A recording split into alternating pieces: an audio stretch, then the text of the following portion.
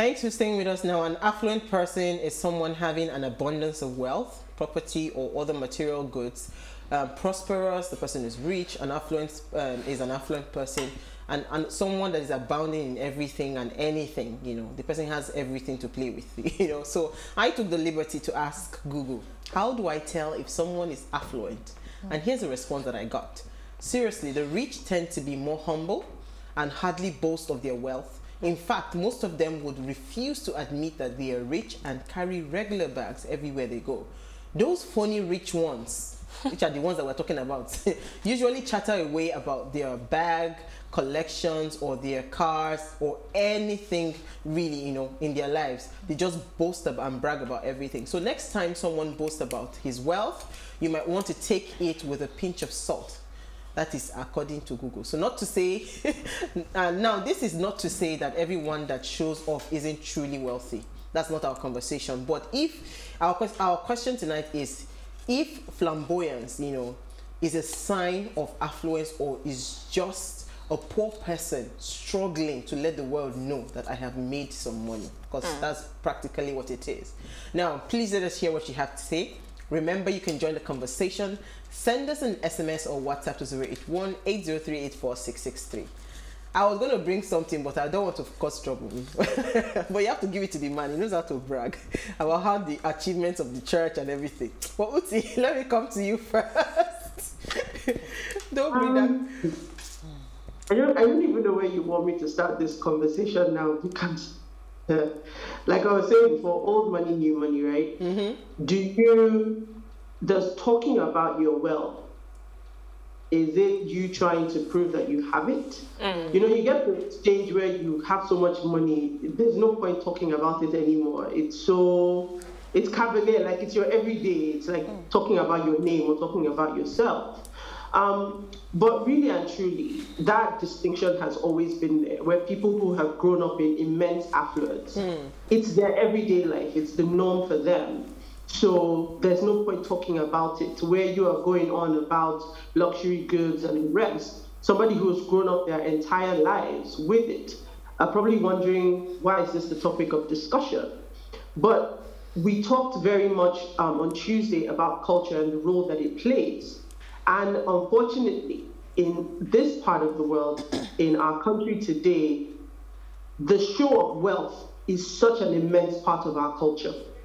There's really no other way to explain it, you know? So the things that we aspire to are the things that we see around us and the things that people have placed respect on. So I can't blame people sometimes. There's the excessive part. But there's the joke that we always say that, you know, the car you're driving depends on whether someone's going to open up the gate or come over to first of all ask you who you're looking for. These are realities. You talked about the story about the lady in the hotel. We've seen stories of people going to restaurants and not being allowed in. All these things are a real part of life in Lagos. Let me say Lagos. A real part of life here. So if I want to play devil's advocate, I say I can see how this is a self-perpetrating evil. Because you have one bad experience, you think, man, I'm going to blow. The day I do, everybody's in trouble. And then when I say that, let me then swing back and use that to segue into popular culture. Half of our songs today are about how you will blow, how you will hammer, how you are the owner of the babalo. I mean, and there's all sorts that speaks to money, to how you will spend it. Watch half of our music videos, maybe 70% of our music videos. I don't watch them, so I don't know, don't quote me. But what you see is people living large, people popping champagne, people spraying money. It's what it is. Now we have to swing around and say, what are the negative connotations of that? Because, I mean, the thing that sparked this conversation on Tuesday was when they now took it to the next level. And they took it to the extreme. Yes. And you start to see, no, now this is getting to the point of the Obi Cubana story. You know what? Let me come to Dami, because the Obi Cubana story actually is still very much hot in the market. It's not going anytime soon. And I think the guy is also riding on the popularity of the event that happened in Oba, and he's now doing a lot of interviews and all of that. So does this show that this guy, you know, has affluence, or maybe is, you know, because I feel like, I mean, like Uti said, if you grew up in wealth, it's just like the Prince of England now, or the Queen or something, you are in royalty. Would you really struggle to show people that you are the princess, you're the queen, you're the this? You would not. But let me hear your thoughts, Dami, on this. Yeah, well, what I think is money makes you more of what you already have, and money only reveals you to you. A lot of people do not even know who they are until they have money. And they're sometimes shocked at their revelation of themselves and how they handle wealth and how they deal around money. Now, let's go back to the basics. Let's not compare apple with oranges. We're Nigerian and we're Nigerians. And it would be okay to say the wealthy people in developed countries do not show off. In this part of the culture where there's poverty of the mind, and people are constantly struggling to overcome that sense of inadequacy, they have to keep reinforcing that they are fighting against poverty by showing flamboyancy. It goes beyond, I don't want to judge anybody. I don't want to be a judge of anybody or assassinate anybody's character. If you listen to that man, I listened to some of his interviews, he said something that worked. He said, this is a showbiz. It's deliberate and it's intentional. Before now, I went to his page on that Friday when he was having the burial, and he had about 600 followers. Flip back 5 days afterwards, he has 1.3 million followers. And they have verified him. Exactly, and you realize that whether you realize it or not is leveraging. Leveraging popularity. He has worked without a doubt. Do not ever scorn people that have money. It's easier for us to judge and criticize. It takes only effort to retain wealth. And the level of love he experienced, based on my own observation, it goes to show the kind of heart that he has. You can become rich, but can you sustain wealth? Well, that means, so all these conversations that you're saying, it's not really what we are even saying about. We're talking about flamboyance. I'm saying that, okay, so now you hit the nail on the head when you said showbiz, when you said, okay, from 600 followers now he has about 1.2, he's been verified on Instagram and all of that. Maybe that is the goal of this, because, you know, if I make, you know, this kind of fake it till you make it. If I make a lot of noise, if I make a lot of whatever, then of course there would be some level of recognition. But we should be able to draw the line, because if I am truly wealthy beyond, like, you know, like the kind of money that they were showing and spraying in that kind of place, I don't need to show anybody that I'm doing it. Yes. That party can go on silently and no video will come out. You understand? Because I do not need to prove to anybody. So it means that, does this mean now that there is an undertone for which this was done in a flamboyant manner? But let me hear your thoughts, Issy, then I'll come back. Well, to me, I think basically what he has done, wealth is relative. Like I said earlier, wealth is relative. It depends on the state of the mind of the individual, and it's also based on the orientation of the individual. So, do we have the culture of, you know, expressing yourself when you have money? Yes, we do. Do we have the culture of not expressing yourself when you have money? Yes, we do. It has to do with the education, the exposure, and the mindset or the mind shift of the individual. So it's not about whether you have money or you don't have money. It's how you choose to be perceived, whether you have money or you don't have money. Okay, that's it. You know, there's a quote, I don't know who said that, but I was trying to find the author. It says, you are so rich, I mean, you're so poor, rather than all you have is money. Do you understand? And I mean, that is a typical Nigerian story. Absolutely. Do you understand? And a lot of us, and this is not even just about these people, a lot of us are actually always struggling. That is why we want to buy the big SUVs. That is why we want to buy diamond rings. That is why we want to flaunt, you know, and all of that. Because there is a constant thing probably at the back of our mind that says, you know what, I must tell people that I have overcome this. Yes, I've overcome these challenges. Yes, I've overcome poverty and I have become this person, right? It's a programming. A lot of us are running programming consciously and unconsciously. Yeah. There's so much going on with us that we're not even aware. We're running a script subconsciously. In a system where there's so much scarcity and poverty, trust me, anyone that has the money would show it off. Now, depending on your personality, your temperament is what determines to how far you are flamboyant. Some people would show off without necessarily making it loud, while some people go all the way in. And let's look at the type of people. We're not trying to be tribalistic, but our brothers are known to be just like they show up to be. So you have to understand where is this coming from. It has to do a lot with our state of mind, where we constantly need to reinforce and remind ourselves. Fear of poverty is actually what makes people be excessive.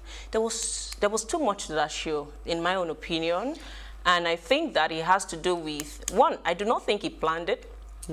Really, it just happened to be that other people needed to come and prove a point to themselves, and they found themselves a worthy gathering, and they lapped it up, and that was exactly what played out. Now the guy found the wave and decided to go with the wave, and you really can't blame him for doing that. He has PR people that are managing a lot of all these things. You can tell between the two personality of the Cubanas, which is naturally a flamboyant person, because I watched this guy quite closely. He didn't appear to be a very flamboyant person until he started to get the wave of the moment, and that's what I think. That's it. Well, to me, basically, another thing you talked about was the fact that what they did during the funeral was too much. I agree, but it still has to do with the people that had that. There are rich, able people who actually come out there to do funerals, and you don't see such lavishness, you know, being displayed. But the set of people he actually interacts with are supposed to be in the show business. And what's show business all about?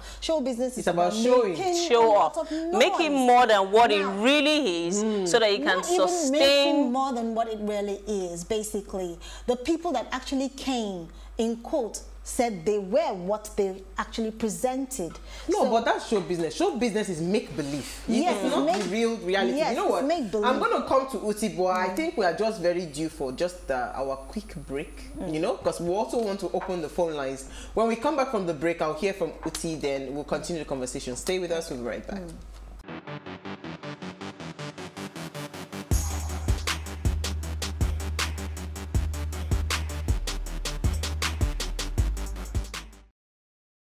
Now, if you're just tuned in, it's our ladies' night out, and we are asking, how do we show affluence, right? Is it by flamboyance, or we should just be very, you know, bougie about it?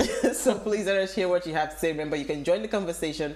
Send us an SMS or WhatsApp to 081-803-84663. Our phone line is now open. You can call us on 070-2500-7749. The number is 070-2500-7749. And remember, please, when you do call, turn off the volume of your television set, and also try to keep the conversation short so we can take in as many calls as possible. Uti, before we went on a break, I said I was going to come to you, right? How do we even begin to correct this thing? Because now this culture, or whatever it is that we want to call it, has eaten deep into our very subconscious. Even the normal people.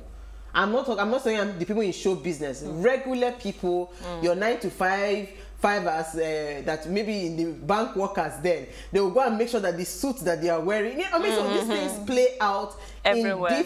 In different. It's all about perception. Yes, in different. It's just that there is a level. It's just that these people's the Obi Cubana own. There are levels to these things. They just took it to the whole new level. But this culture of wanting to prove to people that I am here, I have arrived, and all of that is embedded in a lot of us. I remember quickly, because why I mentioned bank, a bank manager once told me that the reason they gave a loan to someone that walked into the bank was because when the guy parked his car, the bank manager had already sighted him from his glass window. He was parking a Mercedes, so they didn't have to have a conversation. So whether these guys' documentations were right or not, they just assume the perception is actually helping people, you know? Oh, okay. So we have Gafar from Gombe. Let's take him first. He's our first caller for the evening. Thank you for calling. Let's hear what you have to say. Good evening, ladies. Hi. Yeah, I must commend your efforts. All this program is very enlightening. Thank you. To you guys. Thank you. Quickly, you see, this issue, I think we've overflowed this issue for long now, you know. My brother will always tell me that nobody will tell you, nobody will ask the source of your poverty, but once you start making noise here, then they'll tell you that what is the source of your affluence, you know. Be as it may, there are so many we have so many people that are blessed with influence and affluence in this country, the Dangotes, even the likes of the late Damilola. They are not flamboyant, they are philanthropic and source of reaching out to people speaks for them, the wealth, and be as it may, you cannot really tell people how to spend their money. This Cubana chief priest, this Cubana, what is his name? It is the chief priest that is very, very flamboyant. Even with not seeing him so much in the media, flaunting his wealth here and there.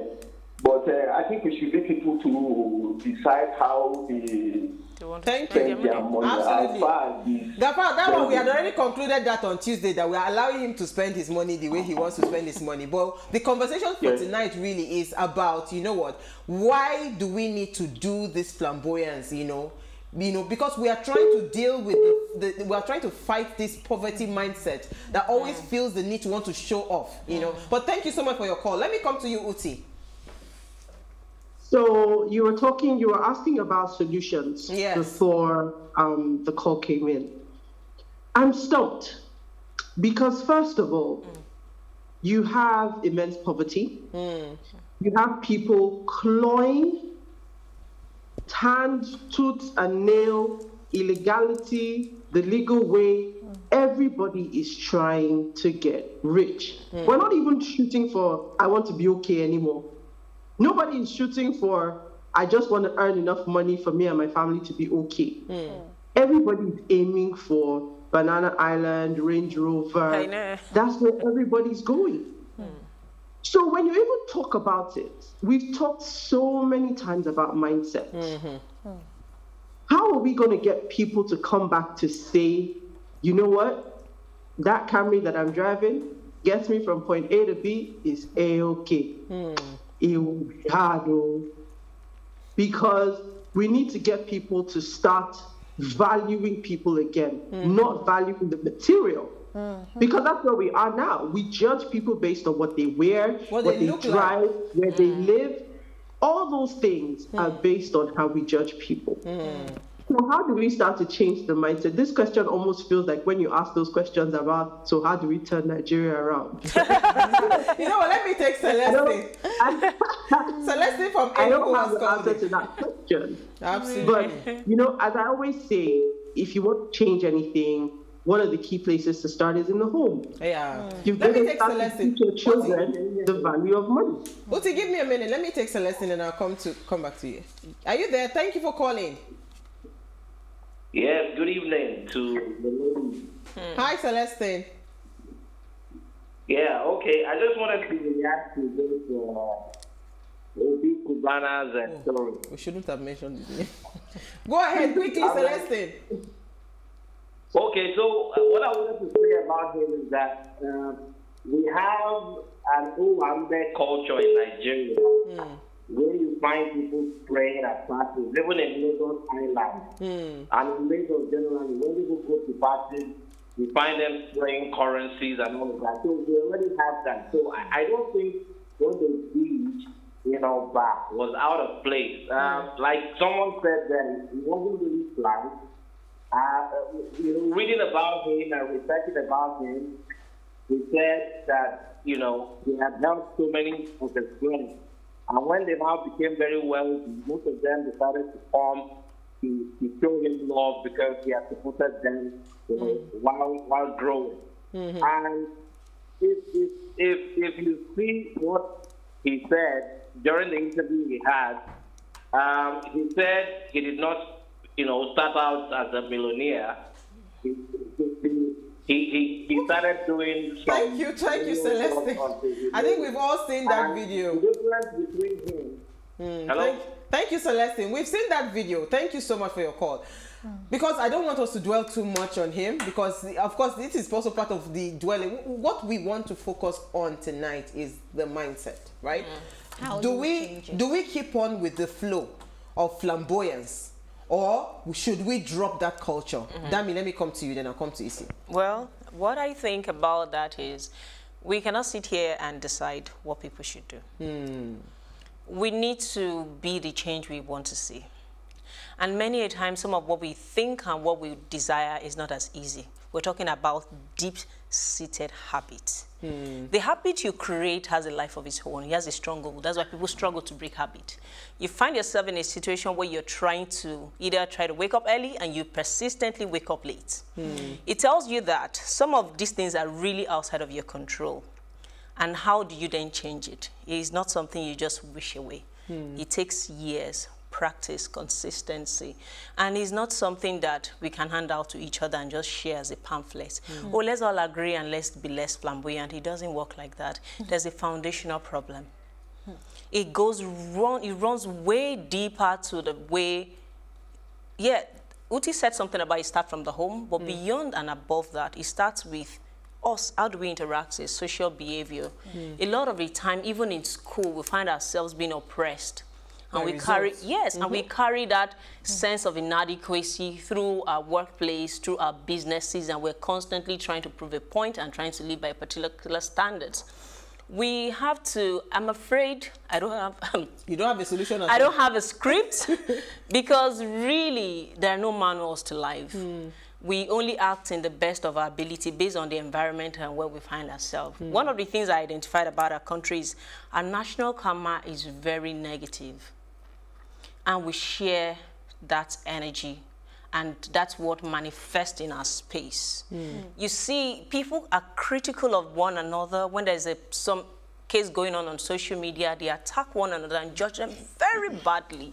People do not have joy. They are frustrated. They are miserable. You can literally tell from the comments.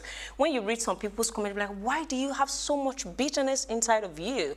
And it goes beyond just that content. It is a function of bottled emotions repeatedly over the years. You drive on the road, you see people perpetrating all sort of evil behavior, and you wonder, is there hope for this country? Let me take Femi. I really worry about Femi, our country. Is there hope for this country? Femi, are you there? Yes. Hello. Thank you for calling.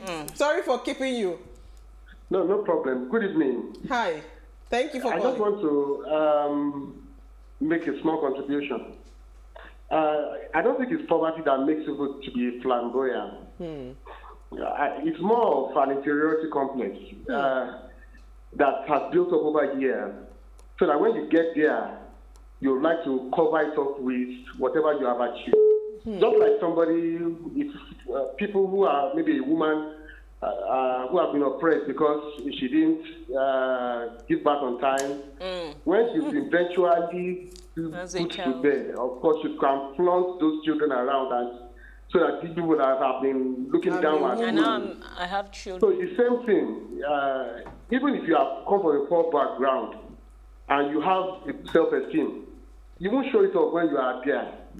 But no matter how rich you are, if you have an inferiority complex, you will still keep fighting. You keep trying to go ahead, try to show off and be flamboyant. Thank you. Thank you so much. Thank you. Okay. Isi. Let me come to you. Well, I've heard Uti's take. I've heard. Do you think there's a solution? There is a solution. Okay, so where's that? You know, we can start with changing the narrative based on storytelling. We will go through this with online.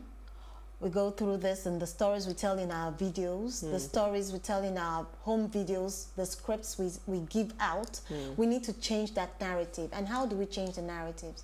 Yes, it might seem difficult, but that is the first step. Because there was something somebody said a while back. He said that in the American culture, what they did is that they infused kindness into their teaching, and that's why whenever they see somebody in distress, what do? They all come out of their cars to find out how they can help. Okay, so you see this narrative you just said now. This is where I think the solution starts from. Yes. Okay. It starts from the media. Over the years, when I was coming to Lagos, coming to, in Kaduna, it's easy for you to just help the next person. But here, I now started hearing stories that somebody helped somebody on Lagos Ibadan Expressway. The next thing, they captured you and maybe they used your child for ritual, or you were robbed or something. That is one narrative. Then even in the movies that we have, a lot of us living in bondage, most of those movies, and that is what shaped all of us. Our mindset. So it's even difficult when you see somebody that has affluence that you cannot see. If you see a fine girl like Dami now, she's the Ron's girl, or she has one Zazie somewhere. Then if you see a guy that is making money, it's either a Yahoo boy, it's Yahoo, or he's a ritualist. No, it's a ritualist. That is the narrative. So, and it is bad. It is so deeply ingrained in all of us that most times we cannot even see see beyond that lens. But let me take Daniel, I believe. Thank you for calling. Hello? Daniel, are you there? Let's hear what you have to say. Yeah, I'm here. Go ahead, please. We can hear you. You're live. Hello, can you hear me? Yes, we can, Daniel. Okay, good evening. Hi, Daniel. Thank you for calling. Yeah, thank you very much. So, if you say it is an affluence, I will agree. It is an affluence, and it's also a pride. Now, for instance, how many millions of people are in Nigeria, for instance? Let's take it as a particular example. Now, like one of your member there said, we are all running the race to become wealthy. Now, out of this million, few people become successful. So it's a question of pride. So you want to show. It is in human nature. And even in the Bible, you can see. So the show of affluence, the show of success, is not something that has started today. It's something that has been along in the human nature. Thank you so much, Daniel. Thank you so much. So this is Daniel. Thank you, Daniel, because this is what he's saying. Even in Nollywood, you first of all see somebody poor in the village, struggling, going to the farm and everything. The first thing that happens when he hammers, right? He brings an SUV into the village and he begins to. That is the. So I'm trying to tell you that the problem. If we really want to fight this thing, everybody is all hands on deck. I like Uti's part of family. I like Dami's angle where you talked about the fact that it's deeply ingrained in our subconscious. Yeah. So if all of us now put our hands together to say, you know what, how can we fight this? The media is fighting it. The music videos are fighting it. All of those things, perhaps we might find a solution. Let me take Uti. Fight it. Exactly, that was the question I was going to ask. Like do people want to change anything? Do they say anything wrong? Change that narrative. They don't want to change the narrative. I haven't waited for 20 years to make money. Do you remember when you were in secondary school and you were waiting till you got to SS1 or SS2 to be senior so that you too could flex? Let's be clear. No fine waiting, no loss. Somebody from Delta, I think Austin, he says, Uwa, I am an ardent fan of your station because you speak truth to power. I agree with you on Oyedepo, but please, make una leave religion and faith because there will always be a sharp disagreement.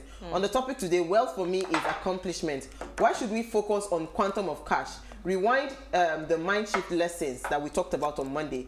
People like Wole Soyinka, Ngozi Iweala, do they flaunt their intellectual property? Draw the line. Flaunting wealth is invitation for recognition and poverty of the mind. So it is that showbiz, invitation for people to know that I am here. Arrived. That is it. But I think we have a call. Our last call for today. Thank you, Austin, for calling. Then we'll wrap up. From Benin. Woye. Your brother is on the show. Austin, are you there? Yeah, good evening. Woye. Are you saying? Thank you for calling. Okay. It's a very good topic, and my contribution goes like this. I think the money, first of all, money has taken the center stage in our life in Nigeria. It has gotten to a situation where now we worship money. The love for money has taken a different dimension. And then an average Nigerian has this attitude of, you know, I wouldn't know whether it has to do with poverty or whatever, but another Nigerian has this show-off attitude. You know, it's just like what our former president said. He said, wherever you see a Nigerian in the world, you must know that this is a Nigerian. We have that thing in us. You know, it's just there in us, you know. Thank you. We want to always show off. Thank you. Know? Okay, this is the one I have noticed. A lady buys a new car. She must drive around her friends to show her friends that she has bought a brand new car. No, she only needs to It's not only lady. It's not only lady. Both man and woman. But thank you, Austin. You know, so she must drive around to see all her friends. Now, I don't even know whether there's any solution to this anymore. So I don't know, but okay. Let's take comment. Thank you so much, Austin. Comments quickly, then I'll get your final thoughts. Uti, your comments. Okay, so my comment says, good evening, ladies. When you have money, people will vent on it, but during your gathering or struggling period, nobody sees you. My advice is God blesses you to be a blessing to others. Money is a defense, while a lack of it is an offense. Just spend your money, take care of yourself, be a blessing to others, and ignore people's gossips. Okay, Isi. Can I get my final thought wait, now? you won't take your final thought. Hold on first. Uti, Isi. Okay, there's no name here, but it says, okay, Raffle, it says, we need to encourage the culture of modesty and humility in our society. That's what we are saying. That is by changing the storytelling. It's so important. The narrative. Did you see how people attack? So that's what I'm saying, that the storytelling you're talking about, yes. Isi, it goes into the music videos, goes into the film, goes to education. Change is not something people embrace very easily. Do they want to change? We start from somewhere. Change is never easy, but you have to start from somewhere. I talked about something on Monday when we talked about mind shift. I said, what if we start training a set of 8-year-olds, a set of 5-year-olds, a set of 3-year-olds. Their mindset, when they grow up, they won't think the same way others are thinking. And that is a total shift in that we're actually looking for in that generation. Okay. I think let me hear your thoughts. I agree with your idea of we need to make effort, and we really need to make effort. We're sitting on a keg of the gunpowder in this country. But the fear that I have is... Before then? It's really not that simple. Change is not something people embrace very easily. Even look at your life. How many areas of your struggles are you able to actually work on consistently? And now when you see how people attack anyone who speaks against this guy's wealth, you realize that everybody wants to be Obi Cubana. People are, you're going to see a school emerge somewhere and they're going to call it Obi Cubana Nursery and Primary School. Trust me, because you realize that that is what people celebrate. They want a situation where, and you don't blame them. We didn't get it goes by mistake. Down we started through from this. We did, but somewhere. Trust me, it's going to take years to fix it. Okay, but we need to still make efforts. It to take years to fix. We didn't get here in one day. We need to be, first of all, willing to change. I'm totally optimistic. We need to take Uti's final comments. Yes. Uti, quickly. Stop being optimistic. I totally agree with them. Like, people don't want to change. The only change people want is to enter that bracket where they can do the exact same thing. We haven't been able to change corruption. We haven't been able to change all those different things. It's not going to be this one. This one is too sweet. Those children you're talking about, is 3, 5, and 8. Those are the same parents who, when it's time to throw birthday, they tell you just bring cake. You will see cake, you see party packs, you will see all sorts. It is alive and well. We will have situations like this where people see these kinds of shows, like elaborate show of wealth, and they shout. And just like everything else in Nigeria, in 5 minutes, nobody will remember, we'll move on. So the fact is, this thing, there was a caller on Tuesday who said, this thing happens on the regular, 1-year-old birthday, and it does for these people. This is just the one that has made it out into social media and brought it to the fore. What I would just say is, we can't tell people how to spend their money. You've worked hard for it, you spent it. But again, let's just be mindful. We are living in the world of social media, we're living in the world of technology. You know that you have these types of friends, because I saw that part of his video, and I said, look, there are people who, when they want to have events, they say, you know what, guys, don't bring us any gifts. If you want to go and donate money to this, go and do that. Maybe people need to start doing that.